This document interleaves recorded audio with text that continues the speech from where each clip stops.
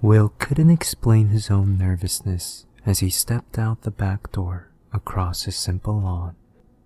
His children had come to him many times, perturbed by the animals they encountered in the woods behind the house. He would follow, stepping away from his easel, and explain, "That deer isn't dying. That's just part of how his horns grow back in. This frog is fine. The tail means she's in between being a tadpole and a frog."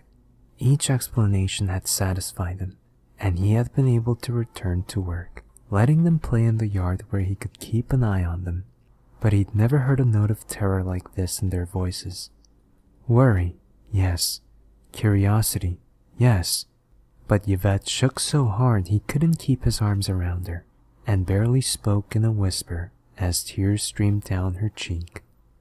Gregor had felt cold to the touch, fingers clenched into little fists.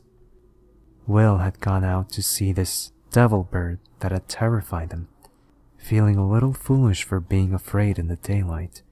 Overcast daylight, to be sure, but daylight nonetheless. Just a bird.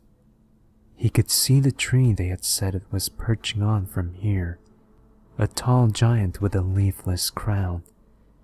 Despite his heavy jacket, he shuddered, not from the chill, oddly quiet air. Something was unsettling him. His feet crunched in the frost-covered grass as he rounded the tree. There it was, a little sparrow sitting on a branch. Nothing to fear. The bird turned its head, cocking it at him as he studied it. The children had seen plenty of sparrows, and he didn't see why this one had startled them so. He took a step closer to get a better look. The bird croaked at him, not the tweeting note he expected, but a harsh, organic sound. It shuddered, the feathers of its breast puffing as it choked and shifted from foot to foot. He reached towards it, and the head snapped up, beak opening to release plumes of smoke. Will swore, jerking back as it twitched madly on the branch, the smoke condensing, settling down around it in thick strands.